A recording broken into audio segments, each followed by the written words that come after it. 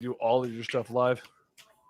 Yeah, I mean, we could always do it non-live if we wanted that. It's just a little bit too late now.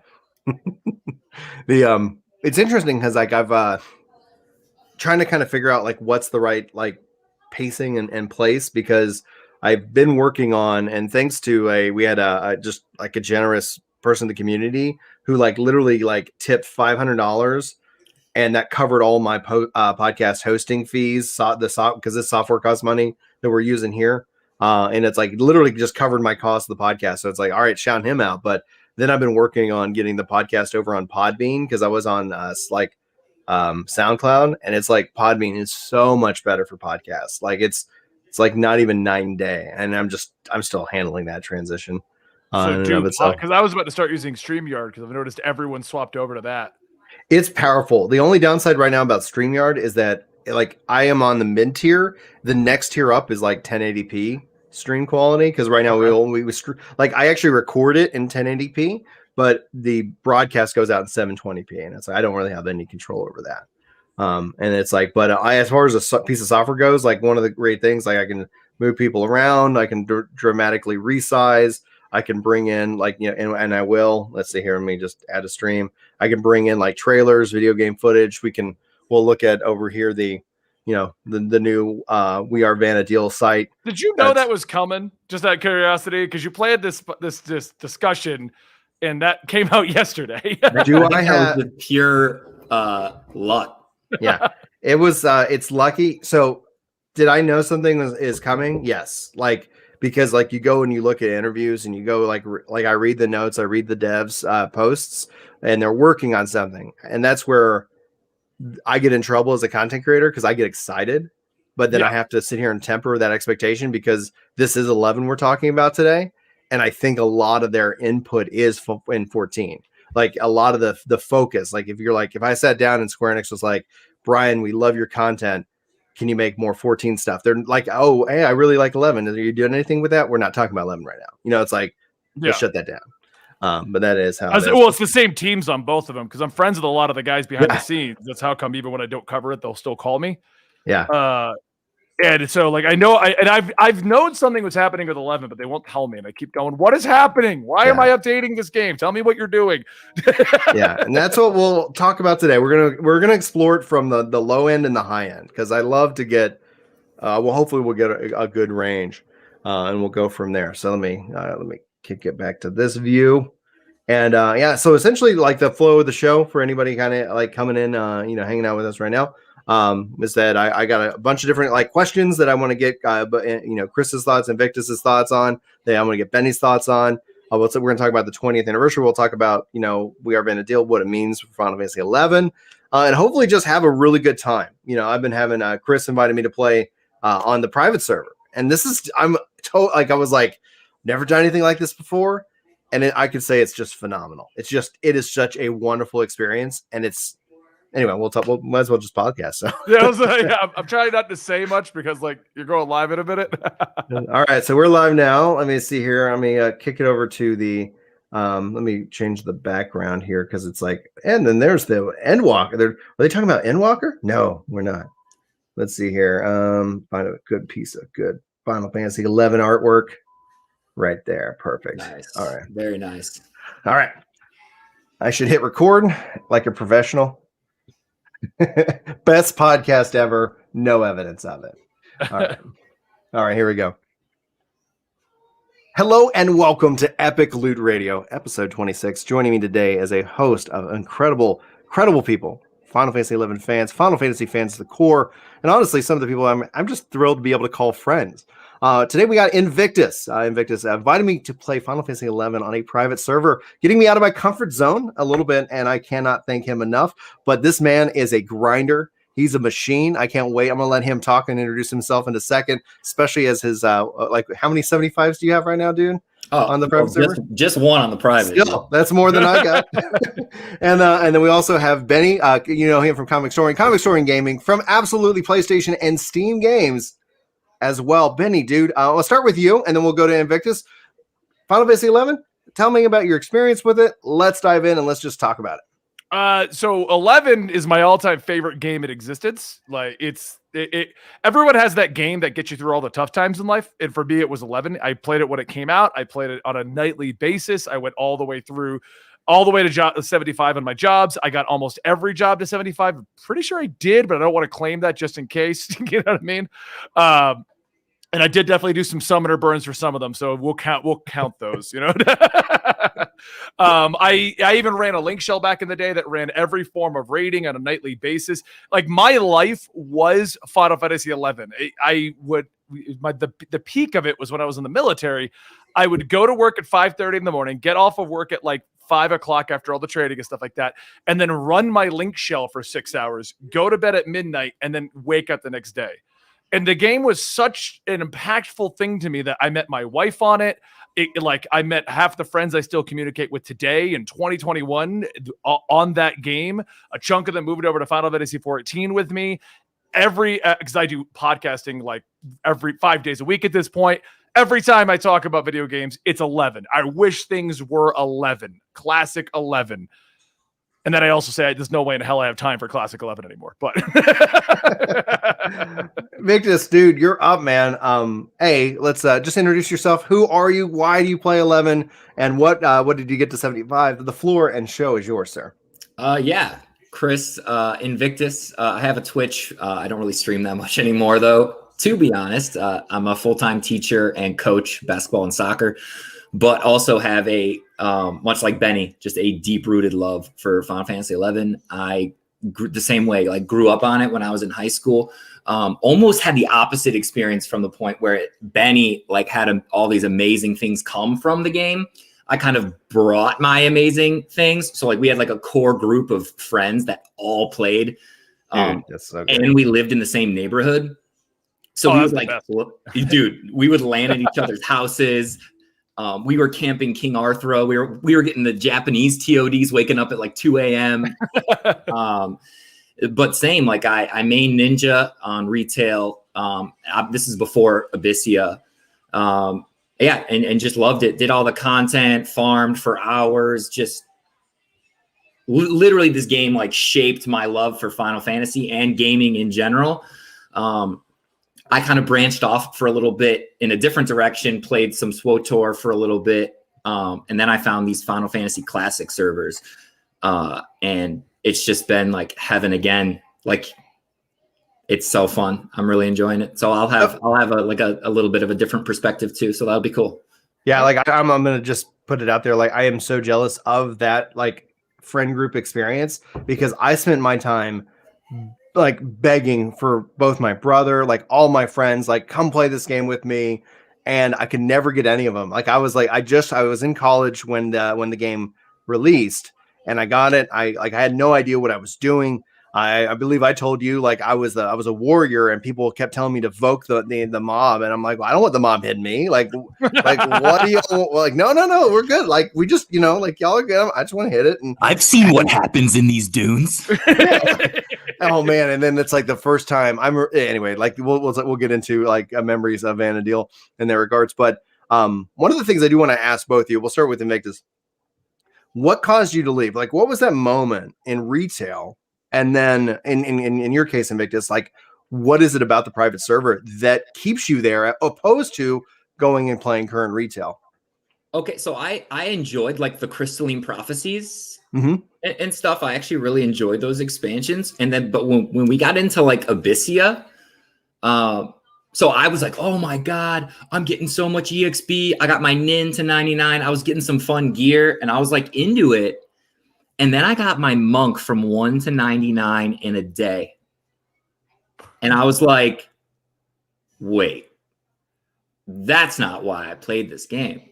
Yeah. Like we talked earlier about vertical versus horizontal progression and the fact that, dude, at level 7, you can get boots that you can basically wear to endgame.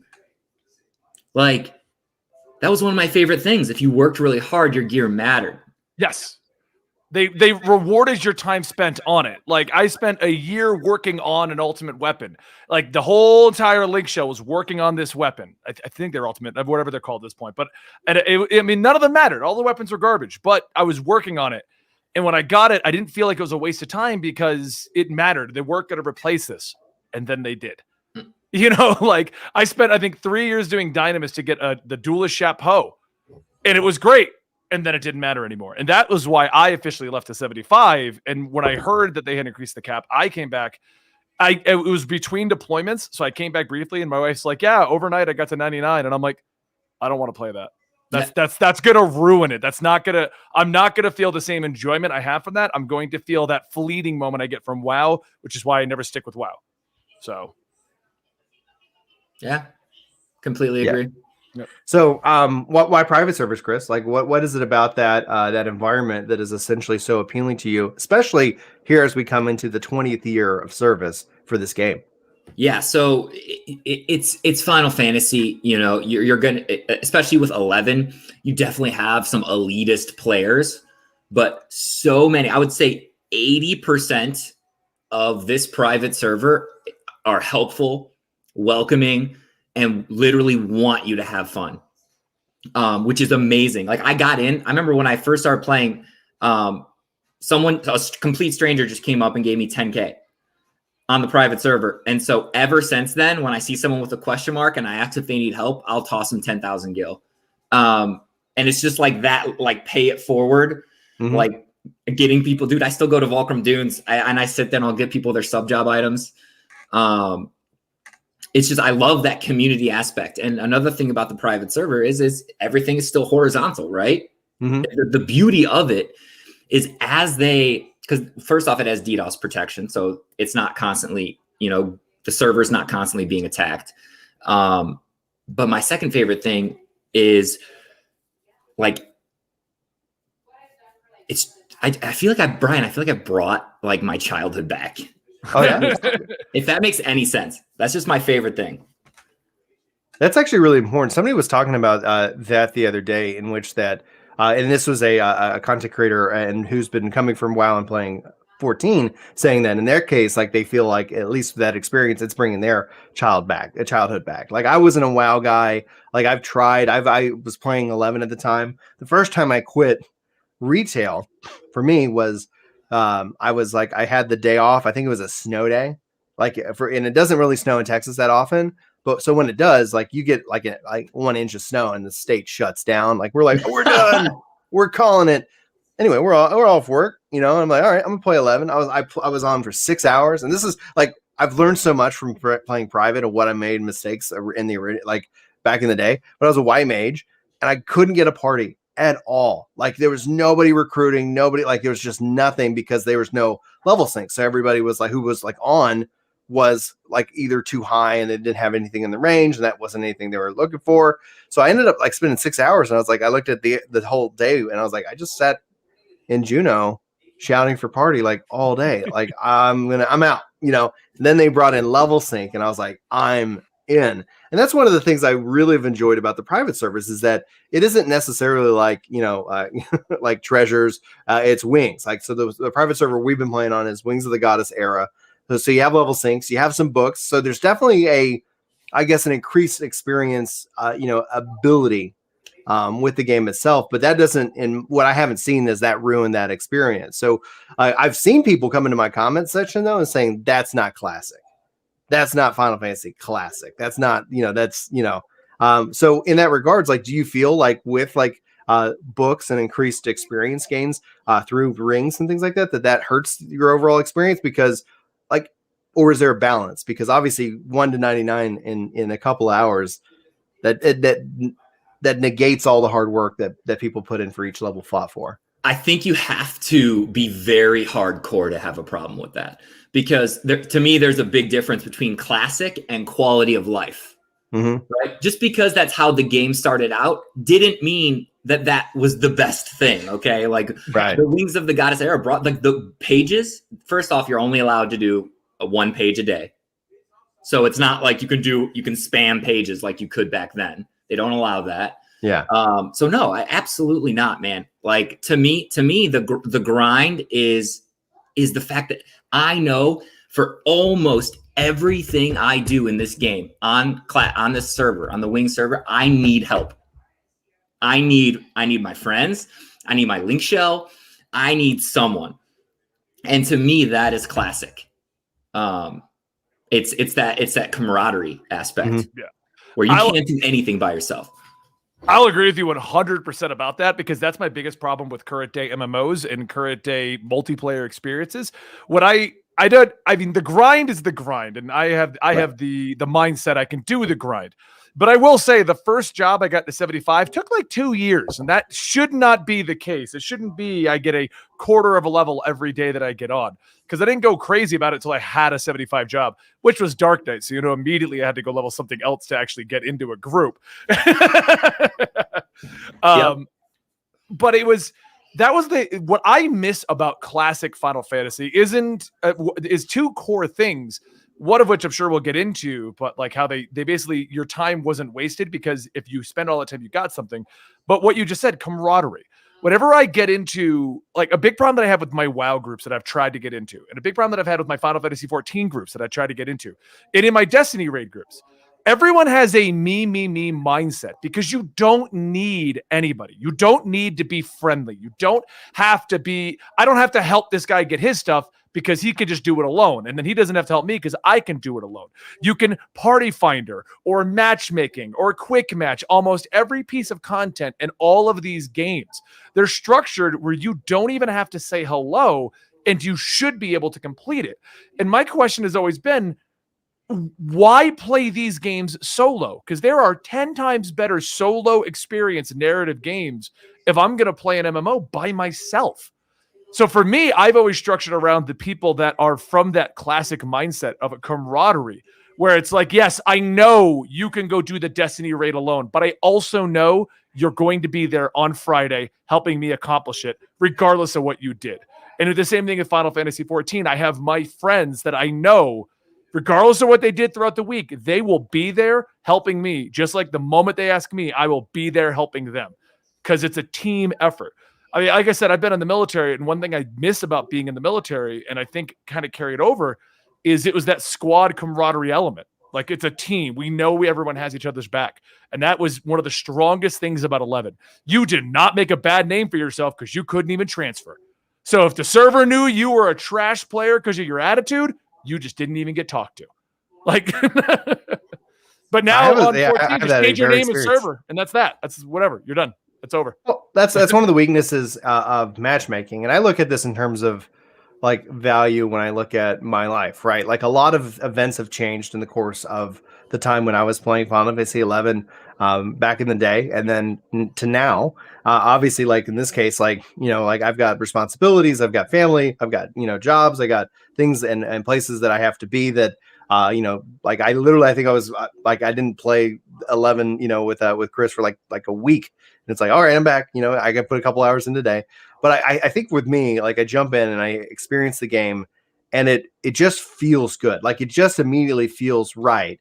But then when I go look at something like in case of Final Fantasy 14, or even with like WoW with matchmaking, like, there's a convenience factor there that it's nice that when I sit down, like when I sit down to play a game, to be able to get in, do something, and then get out does feel good. And that's a very appealing thing for me, where I might not have a lot of time. Case in point, I think I've told this story before, but I sat down and I was like, you know what? I really want to play some Forza Horizon. Sat down, booted up the Xbox, and then it's like, you got a 45-minute update. I go, I guess I'm not playing Horizon. Like, I just not. Like, I'm looking for something that I can kind of jump in, have that experience. And I think 11 actually offers that, but it does require me to actually kind of have that mindset. If I'm constantly in that mindset that the end game happens at level 75, then I think I would be under this weird pressure and stress that I would essentially leave the game. It would not be fun. But if you set the mindset that the end game actually happens at level 1, then I'm already in the end game. I'm not rushing to get to 75. And thankfully, the group that I'm playing with, like in this case, Chris, I'm not feeling that pressure. I'm not essentially, pushed into that direction and essentially going like, because at the end of the day, like, I couldn't keep up. There's just no physical way that I could put in that kind of time, especially because, Chris being off for a little bit of the summer, you do some summer school stuff. You have some things that are going on, but it makes me want to go be a teacher. Go ahead, please. Dude, my wife and I have a vacation coming up July 17th.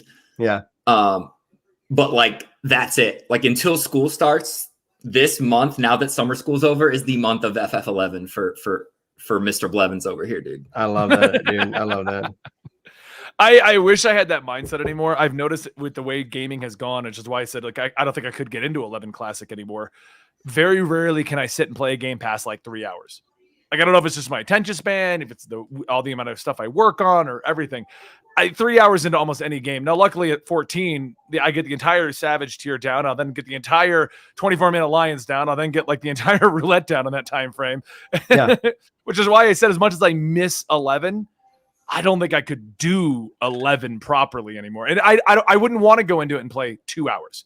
I would want to go into it and be like, I'm playing tonight. It's 5. All right. So we're going till midnight. What are we, birds up? The Cleabrays up? Let's go hit that. We got one of those camps. You know what I mean? Like, that's what I would do. No, 100%. Because it's that, that's actually one of the things that when I look at like the modern game design in this case, is that I question how do we can't go back. You can't go into a modern game. You can't go into 14 and say, we're going to delete the duty finder. Because that hurts. Like, it's just people like, wait a minute, what's happening?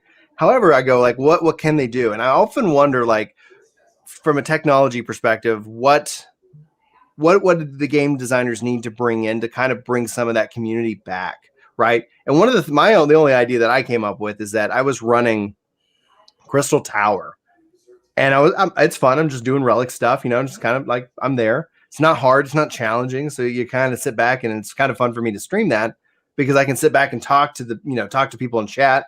And so there's a value there because it's like, I don't have to be sweaty. I'm literally just like, all right, like I've done this so many times that I could just kind of like face roll through it.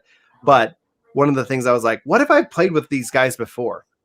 Like, I don't reckon, like, I'm not going to recognize names over 7 years that I've never had a connection with, but what could the systems be designed in a way that would just encourage that? I remember I played with a Red Mage back in 11 class, like back when it was classic. And literally I was like, I'm never playing with this guy again. 100% never gonna, like I'd see him running around and he would have his flag up. And if I was in charge, I would say, yeah, absolutely not. We will wait. We will go with 5-man. We're not going to take that guy. But in this case, like, most experiences are either quiet. You never interact. You just kind of do the thing and you go on. These could be bots. These could be AI for all I know. And then at the end of the day, like the only experiences you do stand out are obviously, unfortunately, the negative ones.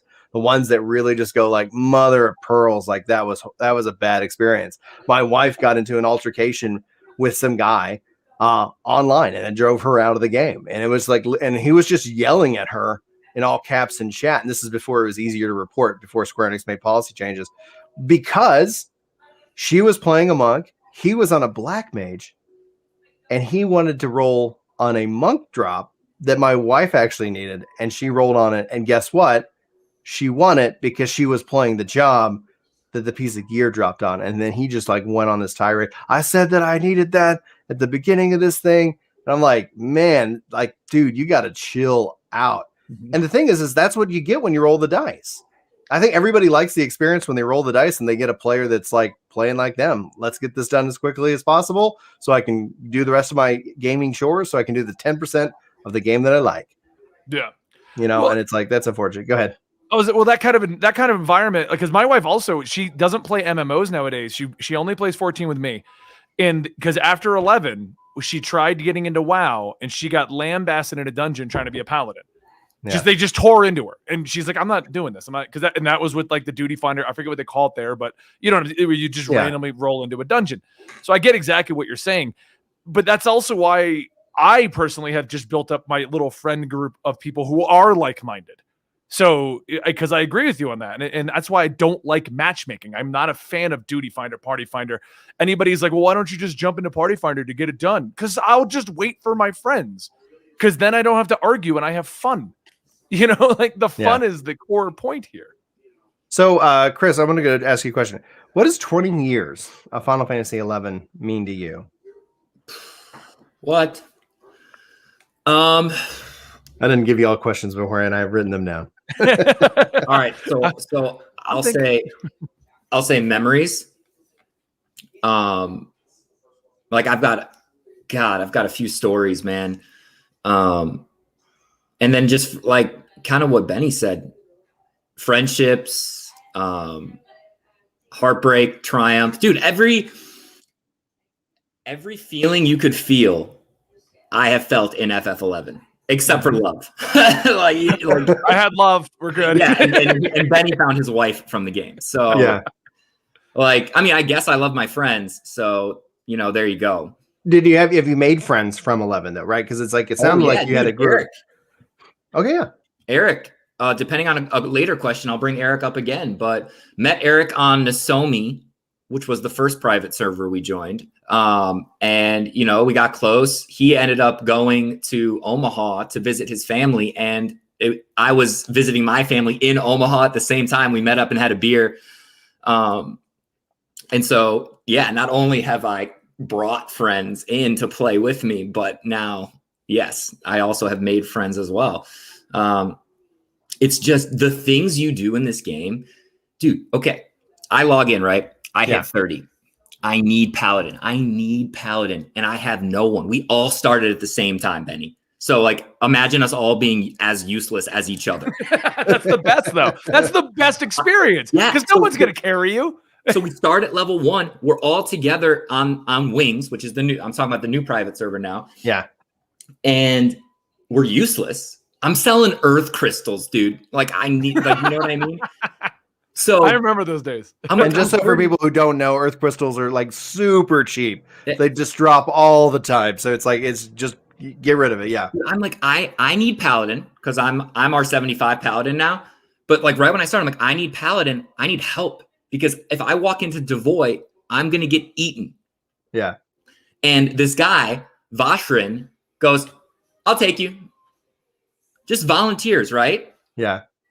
4 months later, he's a core member of our Linkshell. Like, dude was walking by, offered to help when he had no need to. It took us an hour, so an hour of his time. Just like little things like that.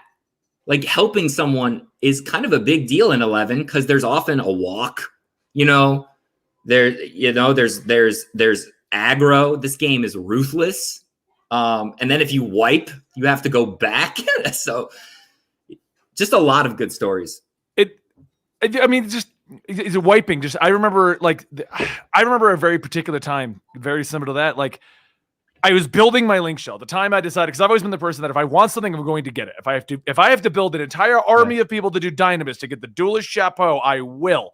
Like, I'm that guy, and I did it. And I just remember when we're first learning how to do things, just the wipe things, going and fighting Kieran for the first time up in Sky, and no one knowing how to do it. And I'm trying to explain this fight to these people, and I lost almost 2 levels of XP on my red mage zombieing it, just running it in circles, hitting it with dots so that they can try again and we don't lose progress. And like you said, if we all wiped, we all had to go all the way back into this super long dungeon raid thing. And I'm sitting here trying to explain it while constantly yelling like, raise me! All right, you got 30 seconds. You're going to go here. You're going to go, okay, raise me! Like just constantly over and over and over. I want to say hey to Kevin. Kevin actually and I, we played Final Fantasy 11 back in the day after I got out of school, saying that Tanks definitely seems to get the job that gets blasted the quickest, whether it's 11, 14, or WoW. If you guys, and he's not active in 14 right now, but I feel like that's shifted to the healers because they've made Tanks pretty basic in terms of what they've done with the latest thing. But what's up, Kevin? It's good seeing you here, dude. I had an experience where I remember, and it's so funny because we always would say there's no matter how strong you are, there's a rabbit that will kill you in this game. Like it doesn't matter how badass you think you are, there is going to be a rabbit somewhere in this game that will kick your butt. Like I constantly felt humbled when playing this game. Like it never mattered. Like I was like, and so one case we were running and I was we're running out. And I forget the name of the zone just right now because that's just we're live and I guess that's what happened. We're running through this cave to get this high end beach, level 70, 70 plus, etc. And I'm like, yeah, I'm 75. I'm bringing my team, my friends there. We're gonna sync when we get there. I'm like, let me just run through. I'll pull anything. We'll be fine. And I got like just destroyed by like all of these little crabs. They all decided to link. They decided like that was it. I got my friends through it, but it was at the cost of sacrifice. Thankfully, I had enough XP boosted. I didn't end up leveling down from 75 because that would have been just like the worst. But it was just like no, man, they can't do nothing to me. I'm 75. Like, I've made it. I'm ready to rock and roll. And literally just got destroyed by all these crabs in this I'm just game. gonna say, Brian, I'm just gonna say, if you were not on the verge of de-leveling from 75 to 74, you weren't doing it right. Like, you had to immediately be in merit mode and all farming merits. That's a good. Oh my gosh, dude. I love that aspect of it, because that's one of the things that, for me, like a frustration that I have with modern games is that when XP becomes useless, like I always felt that XP had a value. So no matter what, if you're getting XP, like it was going somewhere, right? Like it always had a destination in this case. And so hopefully that's what will, I don't know. I guess I like leveling. I'm just weird that way. All right. So next question I got is that what would one job that you guys would like to add to Final Fantasy 11 that doesn't exist in the game today? Retail or private, doesn't matter. Chris, dude, what's your take? One job, any job from Final Fantasy, or you can just make it up. Wow. All right, I need to think, dude. Okay, Benny, you got any thoughts? Yeah. One job from Final Fantasy onward? Yeah, Or to 11. Like, okay. You want to sit here and say, I want to add this job to 11. Oh, because the way I was thinking in my head, like, if I was going to roll one forward to 14, it would have been Corsair, because that was always my favorite. Ooh. But for 11, like, it's a tricky question, because 11 has like all the jobs. Like, that's why I'm thinking. Yeah, like 11 has all your classic Final Fantasy experience jobs. Like anything in 14 is just a variation of something that was in 11. It doesn't have to be from 14 though. It could be from like anything in that regards. But I'll jump in to give you guys my thought, because I have an answer to this question. Time Mage. I've always wanted to see the Time Mage brought into Final Fantasy 11. Tactics is a huge influence on me. If we're gonna go obscure, I'm gonna look some up. Yeah, you can. Go like and then. But that you bring up an interesting question, and Chris, I don't know if you have an answer for it. What job would you implant from 11 into Final Fantasy 14? I think I have mine actually. Okay, go ahead. Hunter. Ooh, yes. So a hunter is think, and obviously I'm going to simplify this. Think like a hybrid of Ranger and Beastmaster. Yeah. So maybe like a B plus on archery instead of obviously the A+ Ranger gets. And then, maybe less charisma, so they're not as good at charming. But I think that would be such a fun job to play on FF11. Okay, I got it. And I don't know why I didn't think about this one initially. Onion Knight has no abilities, but they all come from unique gear. Just do it like Blue Mage, where this is a Onion Knight thing. Yes. Okay, Benny.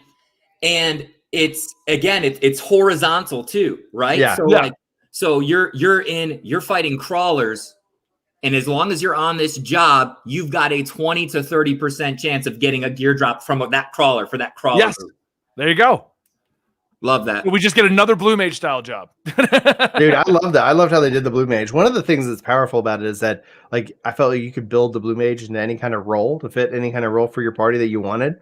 Obviously, it took work because you have to go farm the skills, because leveling it had two aspects to it, right? Leveling and skill acquisition, which essentially modified your stats, which modified your build, which I thought was just the most intriguing thing. And then the sub-job system. Love the sub-job system, just adding to that variability. And one of the things people commonly critique about like player choice in MMORPGs is that there becomes a right choice. But that's one of the things that I felt like 11 kind of sub-balanced, because yeah, sure, there's probably, a meta. Like I think someone was telling you, Chris, that you're not going to be a 75 Dragoon in Dynamis and on private, but it's like you can, but it's, it's not what people are looking for. But it does give you lots of other flexibility with all the other content that's in the game. Dragoon / Blue Mage. It's so fun. It's so fun to play. That was the problem I ran into with Dark Knight. Like everyone kept telling me, I wouldn't level Dark Knight to 75. I wouldn't level Dark Knight to 75. And I got the Dark Knight to 75. And they're like, well, do you have a Kraken Club? And I'm like, no, what's that? And they're like, you can't come with us. I'm like, what? Why? I can stun. Yeah. That was the problem with Blue Mage for the longest time in the raid. It was like we had one guy that insisted on always being a Blue Mage, and it was like, all right, well, you're on cannonball duty. That's it. That's all you can do. Attack cannonball. So, Chris, what would you take from Final Fantasy 11 and input in 14? Wait, what would I take from 11? Yeah, dude. How about this? How about this? Oh, you mean jobs?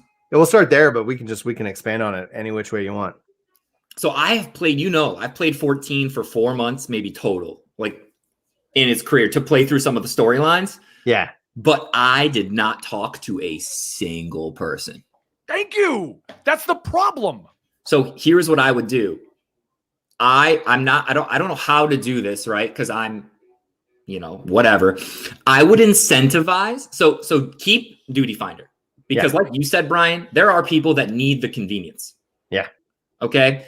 But add increased loot. And I'm talking like crafting and gear for if you form your own party. Would that be fair? Yeah. Yeah. It's more fun when you play with friends anyway. So it incentivizes you to say, hey, we can get this slightly better thing if we form. And do you want to group up? And then you can meet someone. I've always argued for something like that in these kinds of games because I really, really dislike how solo they are. And 14's made it worse as time goes on because they're like, here's a solo storyline. Here's a solo instance. Here's a solo this, solo that. Oh, now you can solo this thing with a chocobo or a truss. And I'm just like, why do we keep going farther and farther away from needing friends? Like, I love Final Fantasy 14, but there are far better single-player RPGs than this game. It's an MMO. I should need my friends. And I loved that Shadowbringers had a few moments where they acknowledged that. We're going to summon other warriors of light to come in and help you. Even a story acknowledgement was like, yes, finally, someone acknowledges I'm not the one guy walking around this entire world, that there's literally millions of others standing around the center of this town who all have the same power. That's what I liked about 11. I never felt like I was the overpowered single person in 11. I felt like I was in a cast. I was a part of an anime's cast of people, and I was just the guy in the cast, and I needed the rest of the members. And if I went somewhere alone, I was decimated, and I learned my lesson. And it's not even that you need a lot, right? It's not I'm great. It's like, dude, my group of 8. Yes, we can do. My group of 8 can do content. But there's no need for that in 14, which is the issue. And once I found out that 11 gave you all the trust people to kind of compensate for the lower player base, and they made everything super fast to level, I'm like, now you're just doing the exact same thing. You're making it single player, which is great for the longevity of the game, but it's not the 11 I remember anymore. Because the 11 I remember, I was a cast member, not a single hero that everyone follows. So I'm gonna propose something. I'm curious to see if this is like, because I think it's an interesting idea, and I don't see it explored enough in terms of this conversation, right? Because literally, like, there's counterpoints to all of our points, right? Like, we could go, Chris and I are actively playing on a private server with these features, and like, it's just a magical experience. Like, but it's not without its downsides. What would say y'all's thoughts be on this idea? Why isn't there a hardcore Final Fantasy 11 server, as that is an option? Turn these features off, turn these features on, play with these other things. Obviously, there's lots of dev work, and that's I literally just in that sentence probably spent millions and millions and millions of Square Enix's money. But essentially, Yoshi P himself acknowledges that there's a demand for that kind of style of an MMORPG, but there's just not enough people that really fills the business requirement in terms of the cost to maintain these kind of RPGs. What would be like?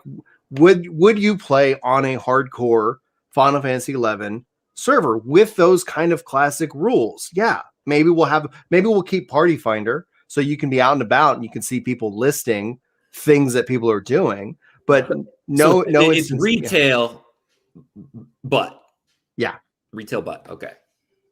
I would be up for that. I would love the think, options Benny? to be there. I would. I would log in. Yeah, I would log in to check it out. I think I'd get my group and play for like a week. That'd probably be like the issue I run into with that kind of a concept, though. It's a problem that it's actually with a more recent game. A great grinder game that I've played throughout the entire years since it's come out is a game called Disgaea, which is a tactical RPG, and it's all about the grind. It's like if you love 11 grind, you would love this game. The recent iteration that just came out a week ago added in auto battle, auto leveling, auto completion. And I'm sitting there and I'm like, on one hand, I want to do what you're saying, Brian, go to the hard mode, play it the way I want to play it. Yeah, it's tempting. But it's way too easy for me to go, okay, auto. You know what I mean? Like, and now I'm not playing my game anymore. I feel like that would be the problem with 11. It'd be one of the situations where it's like, all right, we're all going to meet tonight. Oh, Chris, you can't make it? oh, well, let's just go on normal mode. We'll just do it on hard. We'll do it on easy mode. You know what I mean? Like, and we'll just do it next time. So I read this interesting article today that talks about this. It's called like the 99 to 100 rule. It's way easier to quit something when you 100% don't have a choice versus even if it's 99%, right? It's the difference between deleting Twitter off your phone and having someone change the password so you literally can't log on, right? Yeah. So like in that case, it's like what Benny said. If there's a 99% chance I'm doing hardcore, but that 1% chance that I don't have to, yes, then I don't. So you kind of need, like, I'm an introvert. So a lot of times it's like I said with 14, I didn't choose to talk to people. Now I find myself logging into Discord every day to talk to my FF11 crew. Because don't get me wrong, I really want to, but I also have to. Yeah, I feel like a lot of my social skills came out of 11 because you had to talk to people and be nice. You couldn't just be like, hey, get over here right now. No, you had. So what are you doing today? Oh, by the way, are you free? Because I really could use a hand over in Kazam. You know, like. So part of it, Brian, is like you even that option to flip a switch. Well, it's not a switch flip. Like literally, you would have to create a character, couldn't transfer in or out. Okay, like, it would be just like okay. Here is Final Fantasy 14. The enemies in the open world will destroy you if you go alone. We're gonna turn up like there's no duty finder. Everything like I think party finder is a fine tool. Personally speaking, people do disagree with that. Like they say that's not the classic thing. You got to stand in the city and shout. You know, but it's like having like what features, etc. Like that could always be up for debate. I think I would check that out then, Brian. Yeah. Yeah. What about you, Benny? What was that? Would you create a character on a private, like on a hardcore Final Fantasy 14 server? Where you couldn't transfer out, like you couldn't take your current progress and move it in. Like it would be like basically so not like a switch, like you're saying. It's no switch, just hardcore. Yeah. If I would do that only if I had a group. I wouldn't do it to meet people in this day and age. If I had a team of people that wanted to get on and play that kind of a thing. It's like when WoW Classic dropped and my old WoW group was like, let's go play Classic. Okay, sure. And then once half of them quit, I just left too. Because I was like, I'm not going to go. It's too old. I don't know. It's like the argument people make for Final Fantasy 14 1.0. Can we have 1.0 back? Honestly, I did not like 1.0. I played it more as like a requirement. Like this in this day and age, I can see that I played it out of a necessity of I like the Final Fantasy MMOs. Yeah. But if I looked at it now and someone presented it to me, I'd be like, no, why would I do this? So no, I don't think if I had the right group, I'd do it. That's what it really come down to me.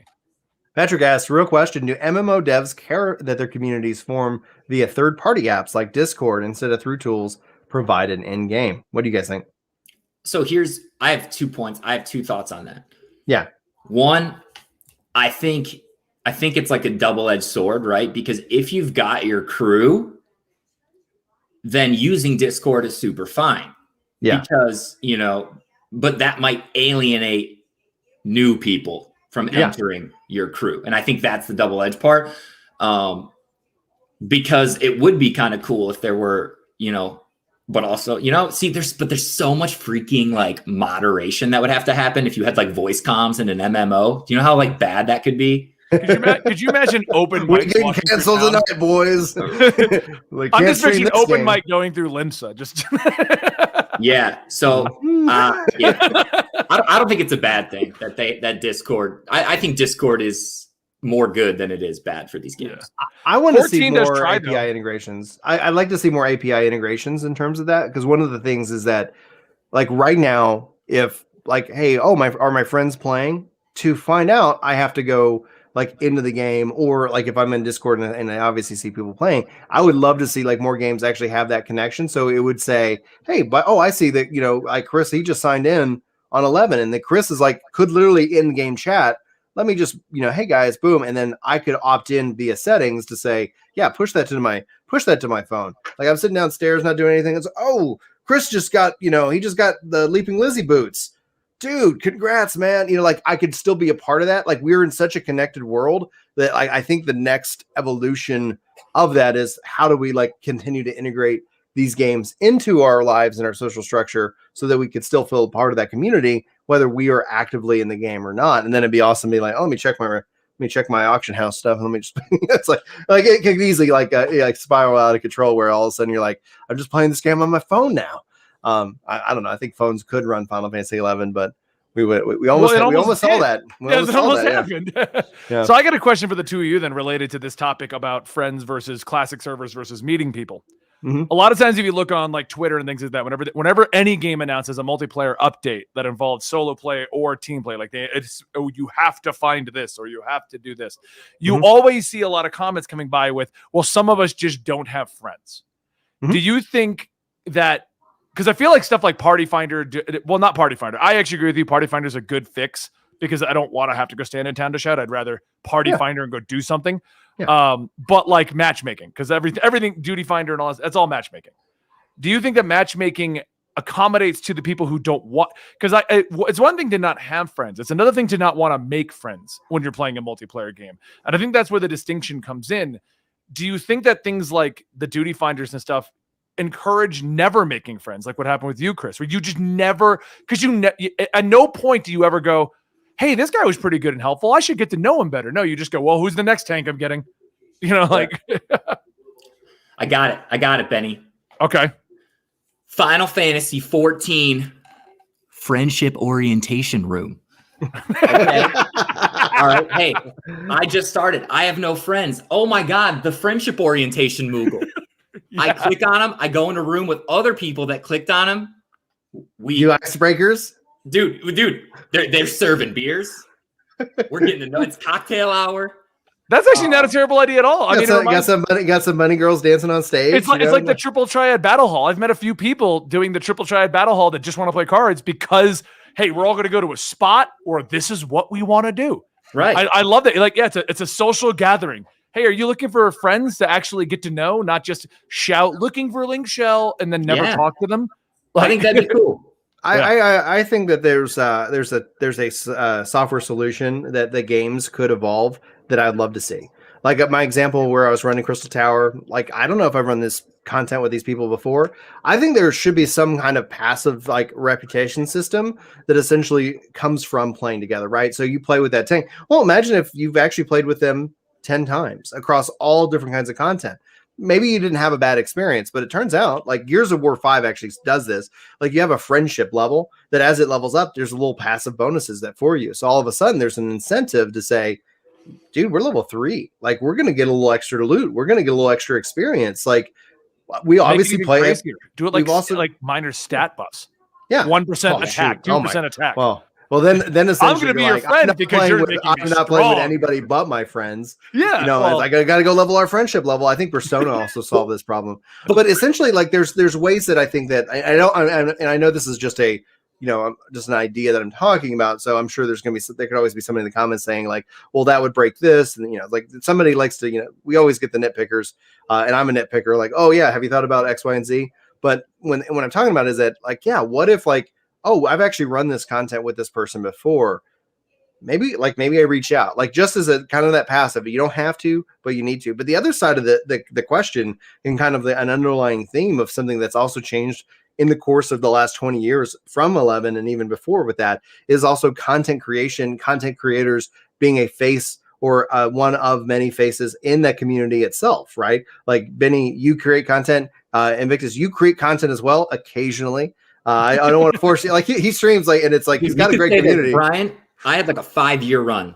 Yeah. Where I streamed every day. So I created content. Okay. Yeah. He put it out there. He made a run. He has a great community too. But like, yeah, we won't get into that. Like we've talked about, just the pressure of streaming. But there is that aspect now that it's like that's why I think you also see that gravitation towards a visible face in that community. Like I've met a lot of friends. I've met people that I consider like really good friends, people who are hanging out in chat right now that are just a part of like our Discord, that we sit down and we talk about the game. That it's like one of the things that I've struggled with this year personally is a feeling of guilt that I'm not like making myself available enough for my community just because of real world responsibilities. And I'm not saying that because I know that my community is like, Brian, we're not like, they're not pressuring me. I have like, I think Chris asked like, how do I do it? It's like, I think I have a little OCD. Like I just get in this like zone where I just like, all right, you know, I put too much pressure on myself. This is not an external pressure. This is an internal pressure. Right. I just want to be very clear. But I think that's also an aspect why, like, you know, like back to the root of the question of like devs kind of relying on third party. Like there is an aspect that devs, like we've seen this multiple times, relying on content creators to kind of fill in the gaps that they either don't build out the systems or they just say, you know what, the community is going to handle that. We're not going to invest that into the core game. My name is by Destiny lore, right? You know, obviously like all kinds of range of within that perspective in that regards, where like the community comes together to fill a need. And usually that ends up being the face of a content creator. You have a follow-up or a thought based on just my idea there? Not really in particular. Do you have anything, Chris? Yeah, I agree. Yeah, I'm smart. I have nothing really to add to like, I have nothing really to add to that. So smart. It's such a smart guy. What do you guys do? Go ahead.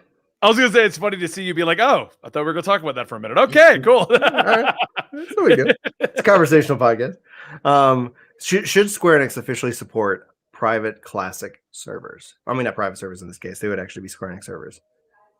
I think that's a slippery slope. I think that'd be dangerous for them. Because if they're backing them, do they get the money? Because the thing about these servers is they don't. Yep. Everything, the people that created these servers pay for the upkeep of the servers. They are not allowed to make money, right? Because the second they make money, that's copyright. So I think it's copyright anyway, but at the end of the day, it's that Square Enix is just like, it's not worth us going and hunting it down because there's a demand for it, right? It doesn't sing well, right? Square Enix goes and shuts down fun. You know, doing something that they are currently unwilling to do. I think essentially if they added private, you know, if they added classic servers, then I think you would see a legal case. Like meaning like we're going to. They can't, Ryan. Oh, okay. I've learned. Tell me, educate me. We have the intel from Eric. It is physically impossible for Square Enix to make a classic server. They don't have the files anymore. Oh, it's that situation again. They're that gone. was the thing with 8 forever. Like we just don't have the originals. They're gone. So, that's why for these classic servers, they have to go in and try and hunt from era data, the code for these things, because the code isn't there anymore. And that's why we don't have FF Classic, and I don't think we ever will have FF11 Classic. I think part of the problem with FF11 Classic, though, even let's just say they did it. They did the work, because that's apparently what they did with 8, where they just kind of went in and just data mined as much as they could and then fixed it. WoW is proving it to be a very slippery slope, because it's like, all right, so we got WoW Classic. All right, now we're doing the next expansion, and now we're doing the next expansion. And it's a question of where do you stop? Because you're eventually just going, where you're just going to be retail again. And at that point, do you have a server for every expansion? Do you have I think the question comes down to these companies don't know how to handle the classic server idea. Because for you guys on a private server, it's simple. We're doing Wings of the Goddess. We will not be progressing from Wings of the Goddess. This is what we're doing. It's what I like. It's what I'm doing. But if you now have that on a public scale, you're going to have people going, well, I want to be back at Urgan. Oh, no, I want it to be back over at Zillar. No, I want classic, just straight up 11 from the class. You know, you're going to have all these people demanding different things. It's a lot easier when one guy goes, I want this, so I'm making this. But from a company point of view, who do you cater to? And WoW, like I said, is doing a slippery slope where they're just upgrading as they go to cater to everyone. You're eventually going to hit the stuff that nobody likes. Like right. And that's the thing, dude, right? Because they say content is king. You got those people that blast through the content in 1-2 weeks. Yeah. Now they're like waiting. Yeah. Oh man, that's so true. It's like, go ahead, Benny. I was going to say that's my argument with 14. I'm the guy that will say, man, we have nothing to do, but I'm also the guy that then goes, but I've also spent 978 days in this game and did everything. So, well, I guess everyone should catch up to that. I think there's a healthy balance. I think when we look at the concept of what it was good about 14 and where it could improve, I think essentially that's what, requires good community. I think one of the things that would be a common complaint with veterans like ourselves, in which that we've gotten, I've gotten almost 5,000 hours in the game. I've been playing, for 11 years. I've pretty much accomplished like everything that I've set out to accomplish. So I look at it like, what new goals do I set for myself? Because I love Final Fantasy 14. I love the world, the lore, and things like that. But yes, like I'm also a 11 player where I'm like, man, like I remember when the world was dangerous. I remember when some of these things existed, and like it doesn't mean like it does frustrate me when it feels like we do leave things that are overall good at the cost of something that is great. So it's like, okay, well, yes, Duty Finder is great, but how can we incentivize people to form these kind of communities and these bonds? They're happening, and I see them happening more around content creators and creation. But it'd be great to see that as an option for friends and fans, that can happen within the game too. But maybe I'm just being hyper nostalgic. But at the same time, I think when I look at what incentivizes the game and the life cycle, like the thing I would implant from 11 would be its economy. One of the things I really miss about 11 and 14 is its player economy, where things are crafted, they're hunted for, where like you can go farm those NMs to be able to get that chance for that drop, and then you could sell that drop on the market or use it for yourself. There was a demand for that. One of the things I see, like in your case, like, oh, I've done everything. Well, there's a value in going and making a lot of money, because you could always use that money to do various things. There's weaknesses to that system. We've seen obviously retail was hyper incentivized with RMT. That's a problem that's persisted in games, and some games like WoW have created the token to try to like compete against RMT. You'll never win because there's always a demand. There was like even back in the day, eBay characters were a thing. People buying and selling like high level characters. I remember seeing that. Somebody's like, I literally had a friend, and he sold his high level character for a couple $1,000s. I was like, you could do that? And he goes, no. I mean, it's not but somebody was willing to pay, and I was willing to sell. I was like, fascinating. It boggles my mind. Go ahead. I sold my character for $2,000 back in the day. When 75 hit, I was like, I got really depressed about it because they were increasing everything, and my wife and I needed money, and we had officially quit the game, and we had a buddy who came to us, and he's like, hey, I'm buying characters if you're not playing anymore. Because I had all that stuff. You know what I mean? I had like the Duel of Chapeau, the ultimate weapon, things like that. And I was like, yeah, I'll sell it to you for $2,000. And then it was funny because like 3 or 4 years later, a little bit longer than that, I just out of curiosity just searched the character and discovered he apparently stopped using it like 6 months after. That's an expensive 6 months. Exactly. When I was like, he just stopped using it. Wow. And I just sent in a ticket to Square, and they gave me the account back. Like, that's amazing. So I still have my original account. Wow. Oh my gosh. And he got the one piece of gear I didn't have, which was Morrigan's body. That's amazing. So from what I gather, he finished $2,000 to make your character better. That's what I did basically. Basically he took the account, and I was cool with it. Like I didn't come hunting or get upset by it. Yeah. And he got the piece I was missing, and then I just looked, and I'm like, he apparently got it and quit again. Like, and his characters weren't even on. Something happened where the guy just wasn't logging any characters on. So I was like, all right, well, if he ever hits me up again, I'll give it back to him, but someone should use it. I guess stay tuned for a future podcast episode where we explore if the guy gets his character back. Oh my goodness, you're not wrong, Chris. Yeah, I basically paid a guy paid me to improve my character for me. What, man, you live in a charmed life, my friend, a charmed life.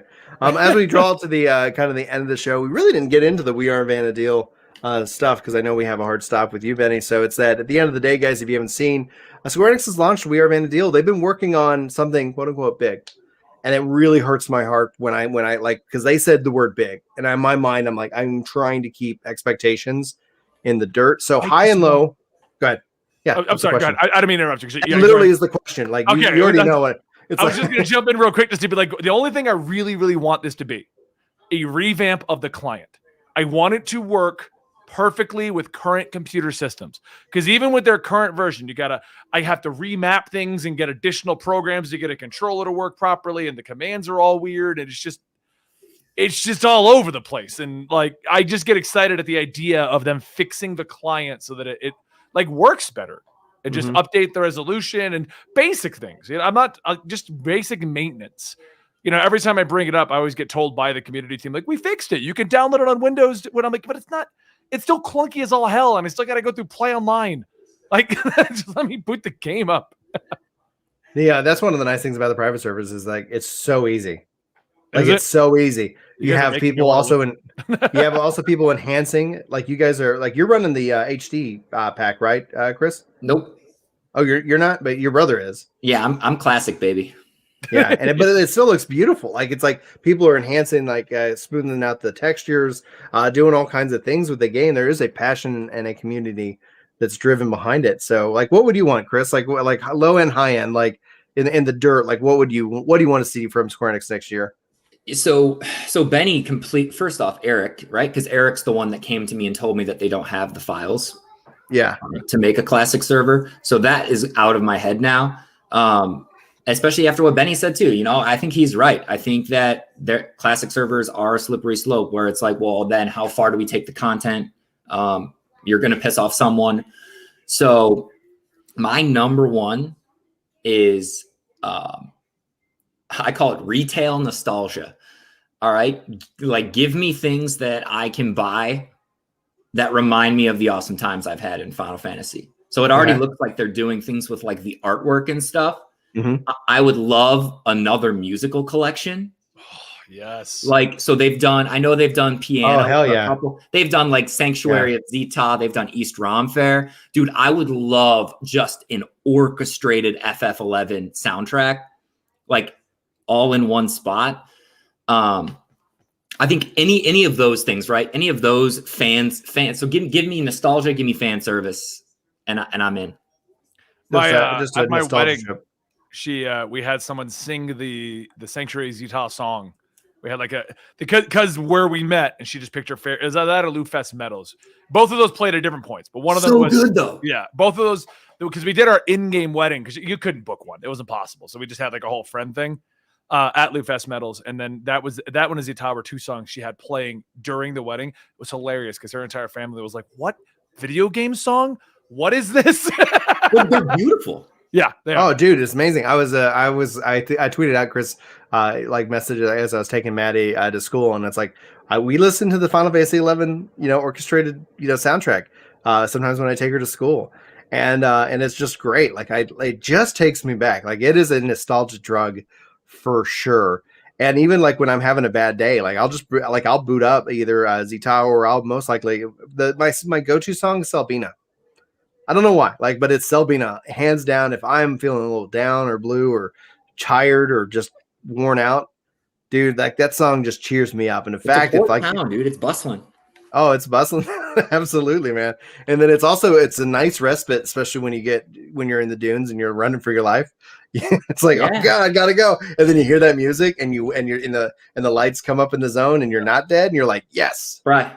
Yeah. We have to reflect this back at you, man. What do you want to see? Okay.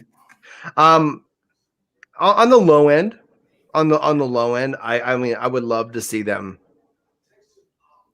merge the 11 and 14 sub for retail and the base game. I think got it. Meaning, like the value add, right? It's like, listen, like you're paying your Square Enix sub 11, 14, boom. I think that would help. I think even though retail is not what it is in the private world, I think it's easier to get into. I think they could obviously make some adjustments. I would venture to bet that maybe there's an expansion. Like maybe they're like, okay, we're adding, because they're already starting to add new story to it. A lot of people in my comment sections have been asking, like, do you think, Final Fantasy 11 and 14 are connected in some way with some shard or some, et cetera? And honestly, it'd be cool. We've had Shantoto come over into 14. So there are some connections and some threads that gets me excited. I think if not an expansion or whatever, like I wouldn't mind some extra, some more story content. But if they're able to combine those subs, I think as a community, there's plenty of players who've played 14 and they can't justify the time to go and play 11 because it doesn't make sense. Like outside of somebody who's a full-time content creator, that's all they have to worry about. Like there's nobody who could play really 2 MMOs. It just for $30 a month, right? For $30 a month. And you're like, oh my goodness, like, Well, because no matter what, you're like, am I getting the value out of here, or I want to play here? But originally, a part of one of that's core design, they talked about having the Mog House actually be a gateway between the two games when they're originally like scheming up, 14. Like, how do we transfer the people?